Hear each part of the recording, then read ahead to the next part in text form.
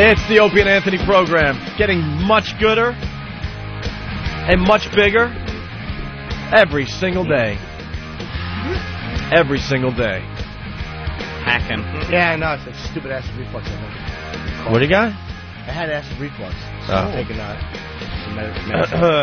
Acid reflux.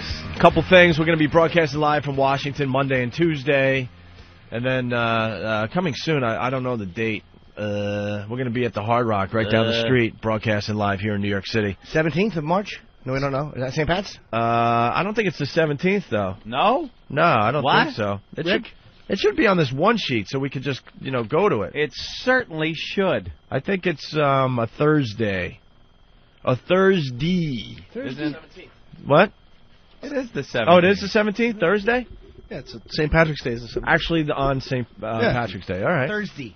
Yes, Why would we be drinking early in the morning on any other day? Why aren't we doing afternoon drive that day? We should. I agree. We should start tomorrow and just right after that day, do it. Is there a reason why we're not doing afternoon drive that day? Well, I guess we could probably do that.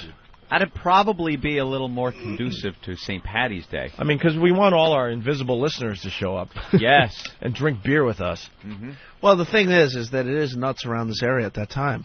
Is it crazy and insane? No, or just it's not. nuts? It's just nuts. Oh, okay.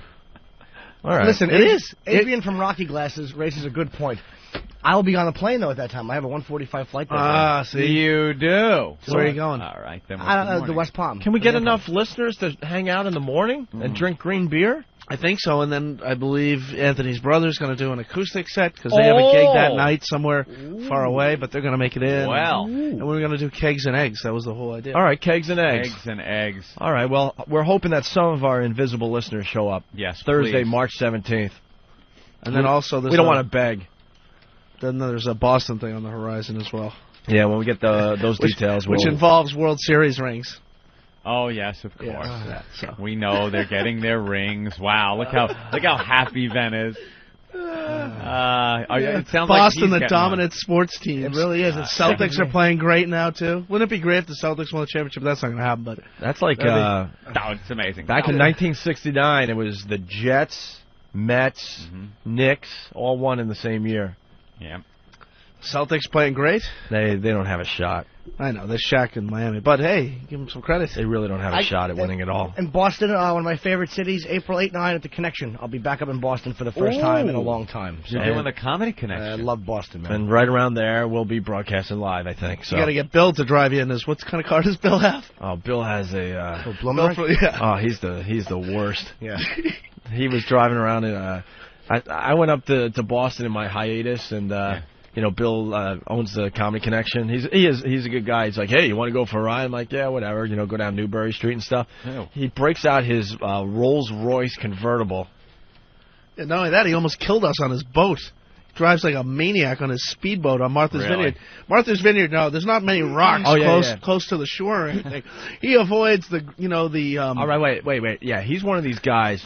Yeah, I got to explain this whole thing because I was wandering, man. Of course. Our 2 years off, I pretty much wandered around America, and I found myself up in Boston. Then I visited Bill. He has like this really nice house on the water in Falmouth, which is part of Cape Cod. Yes. And from his like living room window, you could see Martha's Vineyard. Mm-hmm. And it so happens that Ben was summering in Martha's Vineyard. So I call up Ben. I'm like, hey, Ben, I'm going to come see you. He's like, all right, cool. Summering. So then Bill goes, don't worry about the ferry. I could get you there in 20 minutes.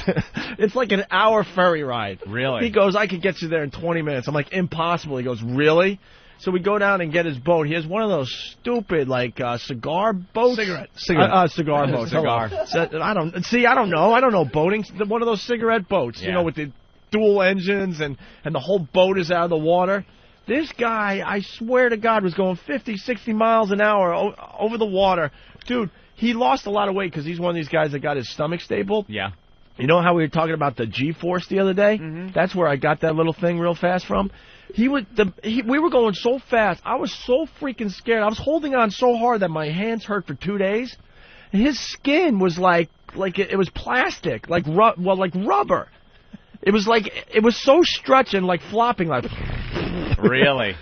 Dude, it was the scariest ride. So then I go to Martha's Vineyard, and I'm hanging out with Ben for a couple days, him and his pops and stuff. We had a really good time with the Nude Beach. The Nude Beach, yeah. And you didn't get a look at Ben's hog? What's wrong with you? I don't go nude on the beach. Wait, this story gets better. We're going all over the place. We're going all over the place. But Ben's father, he rented a house, for the month of, August or whatever. Yeah. Martha's Vineyard. And Ben and I are tooling around. That's when we saw Larry David stoned. Uh-huh. This is crazy. Well, Larry David. Wait. There's so many stories in one. I know. Let me try to like organize all this. So Ben gets me at the dock, and we're driving back to where his father, has the pad for the month. And I'm like, dude, I heard Belushi's, buried around here. He goes, yeah, you want to see Belushi's grave? So I'm like, cool. So we go see Belushi's grave, which is really depressing because you just pull into this really awful graveyard. It's like really old. There's not much action there at all. Action? Well, you know what I mean. What do you expect, a party? No, it almost looks like one of these graveyards that everyone has seen where the people have gotten sold and no one's really visiting anymore, so the gravestones are falling down. Makes you feel real good about your mortality, Haunted mansion kind of. The gravestones are falling down. Yeah. And you pull into this graveyard, and there he is, right? There's his tombstone right there. Yeah, he's kind of in his own little area, and it's kind of like Morrison's thing in Paris, where it's just broken beer cans all over the place. People decide they want to sit and drink with John Belushi. Yeah, you see like roaches and. Of course. And all it just says Belushi. It doesn't say dates, nothing. Really? It says Belushi, and it's just a crappy rock. Yeah, I was expecting a bigger display, whatever. So we check it out for a while. I was a little disappointed with the Belushi gravestone. Well, yeah. So then, he was one of the greatest. Of course. You think you'd get a little more respect in death, but. So then we start driving back to Ben's father's place there, and all of a sudden we're driving on this tiny little country road where cars are like, going pretty fast, okay? It's one of the main roads, I guess, on Martha's Vineyard. And all of a sudden we pass this guy that's on the other side of the road. He's in the middle of the road just wandering around, walking like aimlessly, smiling and looking up at the clouds and the trees. And I'm like, holy crap, that guy's really stoned. And Ben goes, dude, I think that's Larry David. I'm like, get the fuck out of here. So we turn around and we go back and we look again. And sure enough, it's Larry David, in my opinion, really fucking stoned. Really? Just staring up at the trees and the sky in his own little world. Not on the shoulder of the road, pretty much in the middle of that lane. The cars are like kind of going around him and stuff. Like, oh my God, what the hell's going on? Maybe he was ready to be mugged and he took Ben's advice and ran out into the street. Just run out into the street. So then we get to Ben's father's place, and we had a really good time. And all of a sudden, one of Ben's father's neighbors comes over, right? And it turns out to be Gwyneth Paltrow's uncle. Right. This story is effed up, but this all happened. So we're hanging out in the kitchen area, and he brings over a bottle of wine because he's trying to make friends. He noticed someone is in the house next door, so he comes by to be neighborly, right? So we're talking and stuff, and did we know it's Gwyneth Paltrow's uncle? No, we didn't. He goes, "What do you guys think of the Nude Beach?" Yeah. So all of a sudden we're drinking wine and stuff. He's like, "Hey, you guys check out the Nude Beach?" And I guess where Ben's father's place was, it's pretty close to the actual beach and the ocean, whatever. And, I mean, literally, you go on the beach and then literally go, oh, no, yeah. It's right there, I guess, it's right there. The beach is right there. So I guess if you want to be nude, you can be nude on this beach. And the guy's like, have you checked it out? It's really cool, blah, blah, blah. And he's like, I don't know, the guy's in his mid-50s or whatever. Wait, an older gentleman stops over with wine and wants to take you to the nude beach? Yeah. No, he didn't. Fucking fruit. I got to be honest, though. It turns out the guy's really, really cool, right? The guy's a stud, too. He was, because now... Sounds it. You look a little tense. You need a rub? Because now he's a friend of Ben's father, right? But this is how it all began. All that's missing is a Javalog and some firemen. But I completely... Because I've been going to this beach since I was little, and there was never any hot chicks ever, or anyone that should be... nude. It was always just the big fat people running around this beach. So I'm like, it's always the fat pig, disgusting people that are on the nude beach. It's usually the way. That's always the case, man. Always the case. Those are the ones that feel comfortable in their nudity. Great. It's never the hot piece of ass. It's always some slob. And you get the idiots that play nude volleyball, and they run and they dive and just, diving on the beach naked? Animals. So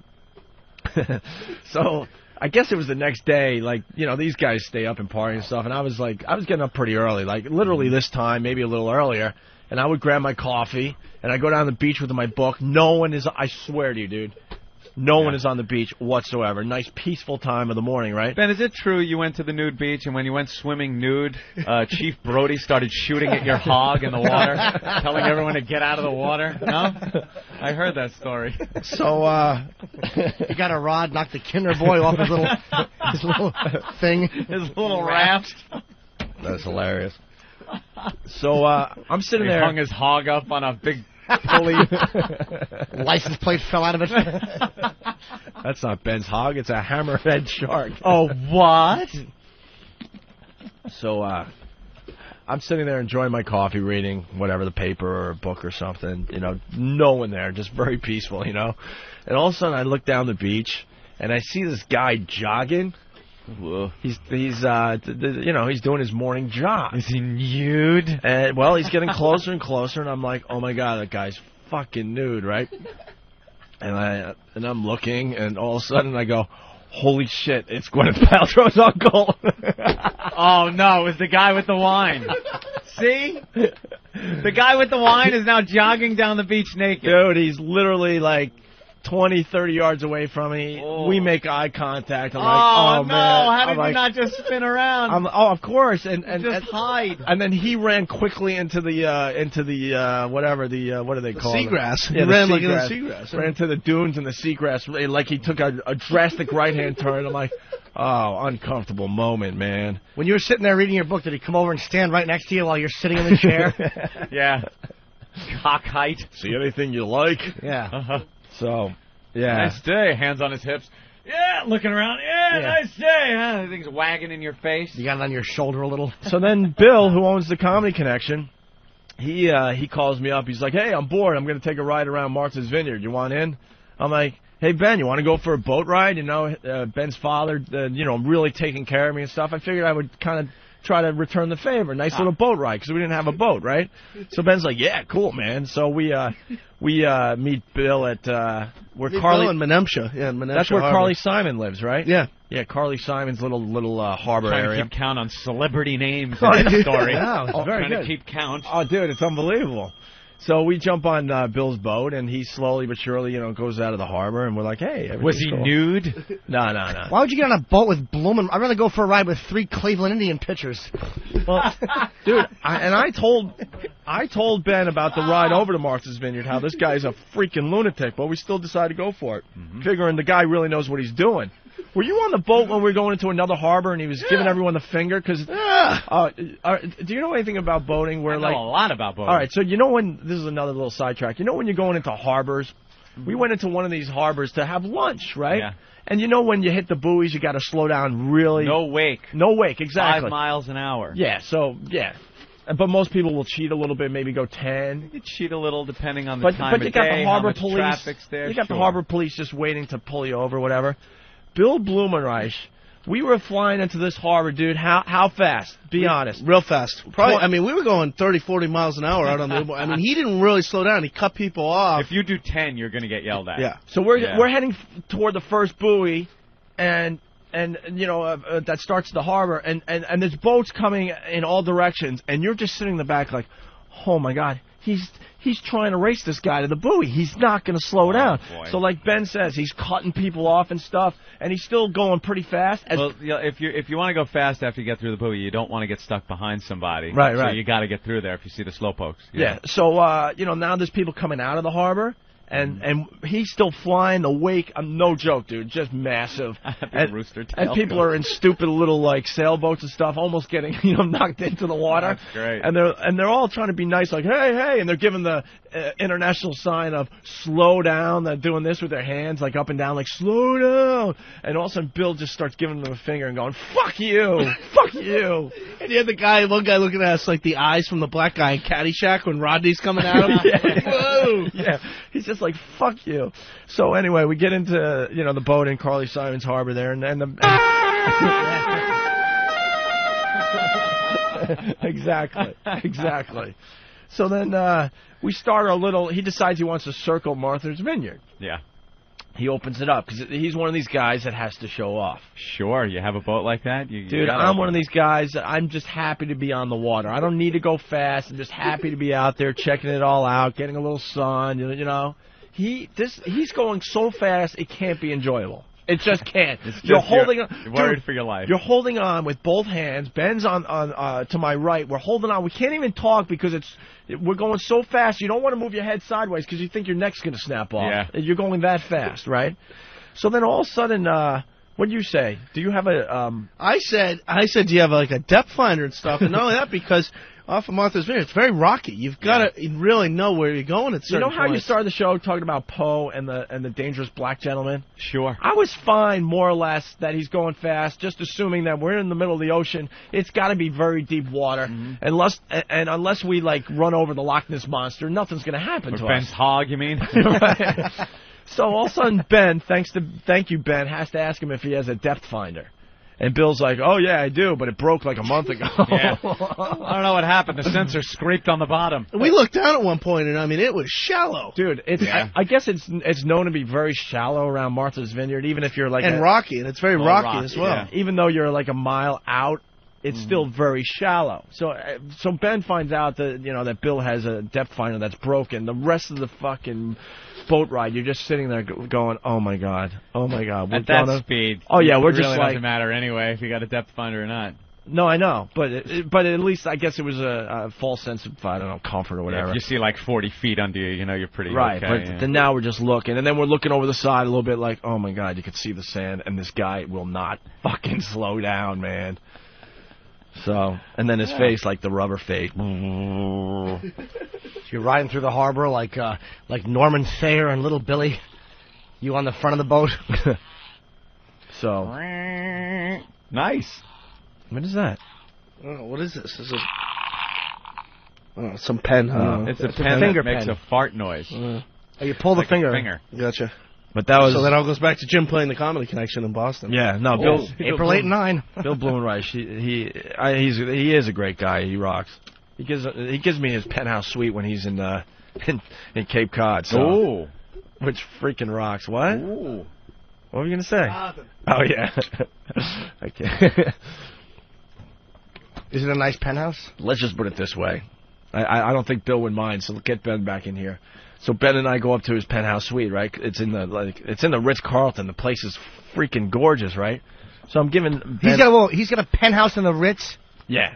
Dude, that's got to run you $105,000. At least. I'm not even kidding. That's got at least. Yeah. I think the tally could be more than that. The guy is such a horn dog. He's got the best. He's got the best telescope to check out all the other buildings in the area. Oh, really? Dude, this telescope was meant to see the rings on Saturn, but he's using it to check out pussy in other buildings. It's great. So I'm giving, I'm there alone because, like in the summer, he's in Cape Cod, and we're friends, and we've helped him out over the years. So he returns the favor by letting me stay in his place when he's not there, when I'm in Boston sometimes. So Ben comes up. I go, Ben, you gotta check out his place, right? So we're walking around and stuff, and we notice that he has the Magnum extra large. What is the snooping? No, they were lying out next to the bed. They were just lying out. Ugh. We're not snoopers. Did you sleep in that bed? No. I got my own room and everything. Wait, you did? No, was it used and under the bed and you picked it up? Hey, this looks like a Magnum. Let me blow into it and see how big it gets. Dude, he has to have a horse cock, man. They were like. Let's get him on the phone and ask him. They were like, what are they? They were Magnum something else, like Magnum, like extra strength, extra. I don't know, something. Pretty much the biggest condom you could buy. The ones you wish you could buy when you're buying condoms. What nationality is that? Is Bill? I don't know, man. These were just horse condoms, though. Me and Ben giggled like little schoolgirls after we found that. He probably doesn't fucking him. He probably just stuffs cash from the Comedy Connection and takes it to the bank. Apparently. Wow.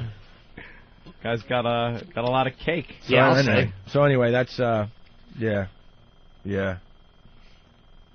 He has a penthouse and it's got more than one bedroom. Is what you're saying? Oh yeah. Oh, okay. No, it's unbelievable. Actually, how's the view? Unbelievable, really, because he's on like the 30-something floor. I have a hard enough time sleeping in someone's guest room. Never mind, like Dude, their bed. This is better than a hotel, man. I mean, it's unbelievable. Nothing's better than a hotel. No, I'm telling you. Penthouse You know why? Ritz? Because it's in the Ritz, so you get the maid service and Oh, everything you get else. the maid service and stuff? And you can get room service if you want. So and he wasn't there? No, so it's like All right, then it's just a hotel room. So it's like a hotel room, but it's someone's place. It's a lot nicer. You know, it's decorated nice cool. and stuff. You just tend to do stuff that I would never do. Like what you stayed at Bob's house, our agent. Yeah, well, that's... Like, oh...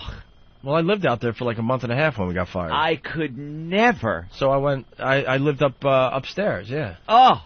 Why? That would be fun. No, it isn't. Dude, it was like a place to just drop my stuff, because then I was going to Vegas, I went to San Diego, went up to San Francisco to see Norton. Yeah, but, and then I come back to L.A. as my little home base. Like sleeping in other people's houses. But dude, I was out there for a month and a half. Me. I wasn't going to get a hotel for a month and a half. No. I get the whole upstairs. It's good. And then his little Mexican lady does all my laundry for me. His Mexican lady. That he doesn't tip, so he owns a Mexican. I don't know, some lady. It's great though. Like she knows she's doing my laundry, and Bob's like, don't give her any money. I'm like, screw that, man. This is a nice luxury. So she would come up to my room every day, like looking around for laundry. I'm like, yeah, and then I'd give her like, just $5, and this lady would freak out, like, thank you. You know, you could have gotten for 20. Yeah, should have left 20 in your undershorts. Bleached underwear and a full release. Did I tell you about my trip to? Speaking of Bill Blumenreich, another time. I think it was the same trip. I think I was out there for a couple days. He goes, "Hey, dude, you want to hang out and go drinking with my friend?" And his daughter was with us too and stuff. I'm like, "Yeah, sure." So he doesn't tell me his friend is the guy that's pretty much in charge of the Big Dig in Boston. Oh, is that a celebrity? Well, his name's on all the construction stuff up there. Really? I forgot his name, but a really, really nice guy. John Deere? So we take Caterpillar. So we take this ride out, out to the further out on Cape Cod. And all of a sudden the road ends and we're at a beach. And I'm like, well, where are we going? We're going to do dinner, hang out, have drinks, and just have a good old time, right? So he goes, oh, you see that island out there? I go, yeah. There's an island probably, I don't know, maybe a mile offshore. Pretty big island, dude. Pretty big.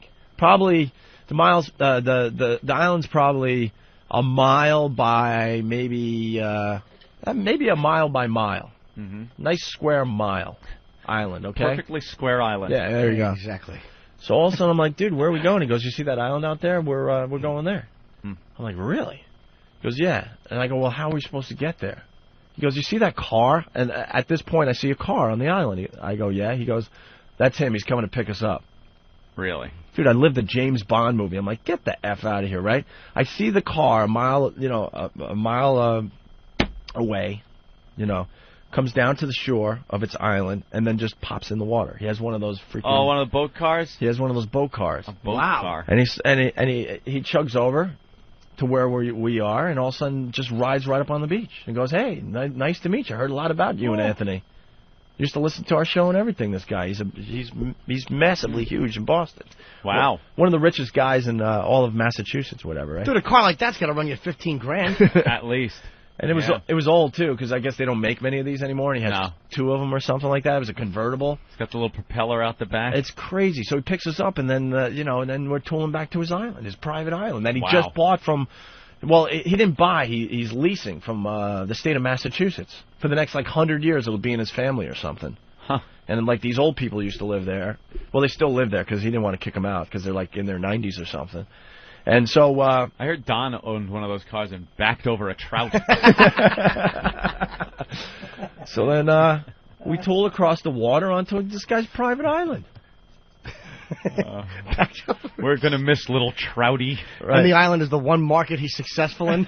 1 mile by 1 mile. This guy has so much money. We get up on to the house that he was pretty much, just tearing down to build some kind of mansion or something. And then he had some kind of beekeeper guy. One of his help is this guy that... And the beekeeper was Tom Selleck. No? So we get up to the main house, which is at the top of the island or whatever. It was like Fantasy Island or something. It was crazy. And all of a sudden, this guy that works for him is in a full bee outfit. Like, dude, this isn't dressed as a bee or a beekeeper outfit? Oh, yeah. Yeah, in a bee outfit. Yeah, It really was crazy. It sounds like a Clay Shaw, like David Ferry type of party. It was. He was dressed as a beekeeper. They're all wearing white makeup, painted gold. He was dressed as a beekeeper, and he's also one of the help. There was help all over the place. By the way, this isn't the drugs, taking over today. This all happened. So all of a sudden, we're sitting around, and the beekeeper comes and gives this dude, wine that I guess we're going to drink. And these bottles were so freaking old it wasn't even funny, right?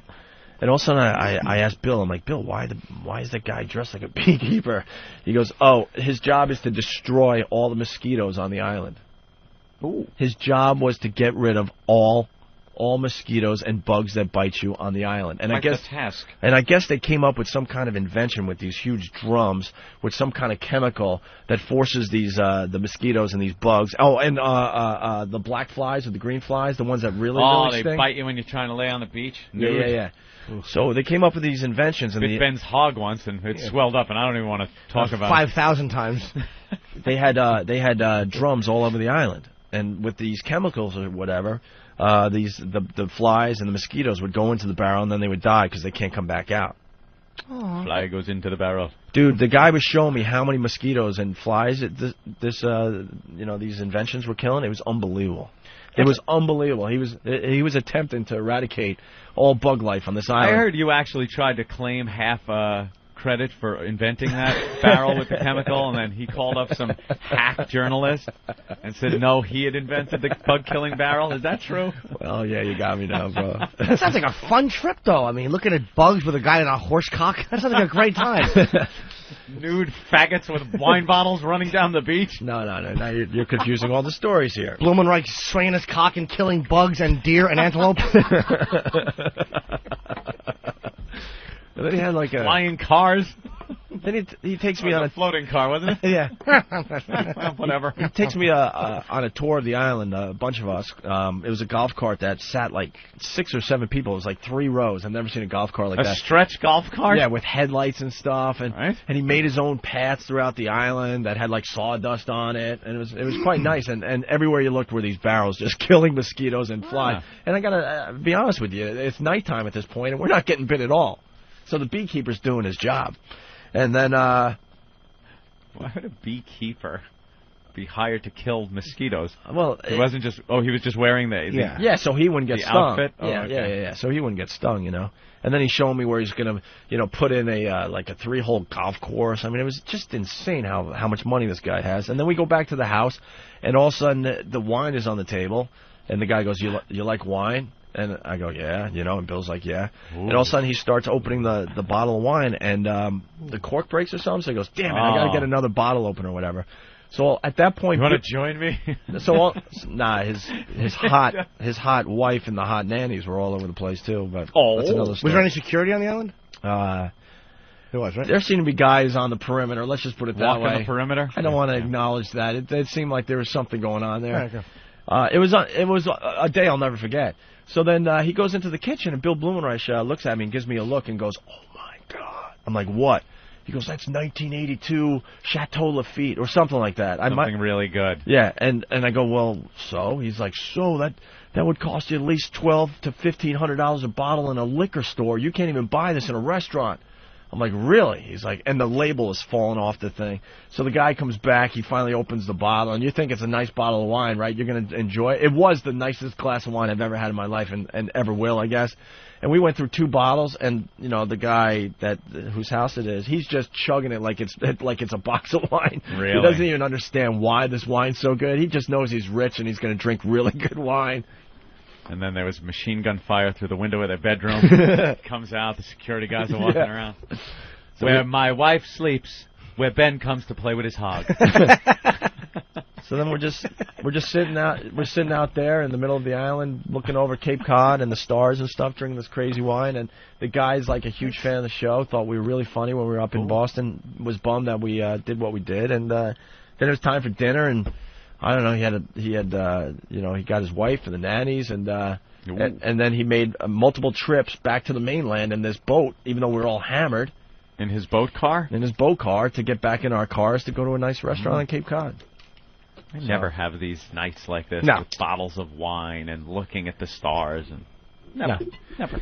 Doesn't happen. It was awesome, though. My nights are not like that either. My nights are spent hanging in a restaurant over a Comedy Cellar in the Village with fucking awful Bob Kelly and trying to theorize on things, and I look for fucking prostitutes that have female genitalia. That's my evening. That's mine is point and click. That's me. Mouse in hand. Dude, bottle of wine. No wine glass in my hand. It's a mouse. When we got fired, I just decided to be, I don't know, an adventurer. I was just wandering around the country. I don't like this, though. I don't hear about a lot of chicks in this story. This bothers me. Just three men enjoying some wine on an island. Look, I know Opie probably as good as anybody. And I know there's no funny business going on.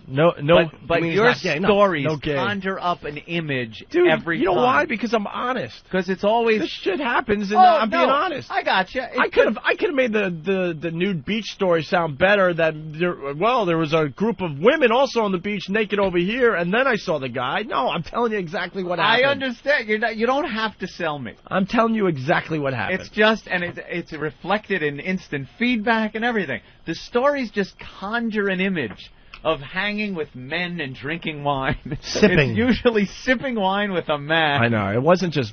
I mean, his wife was there, and a nanny that didn't speak English.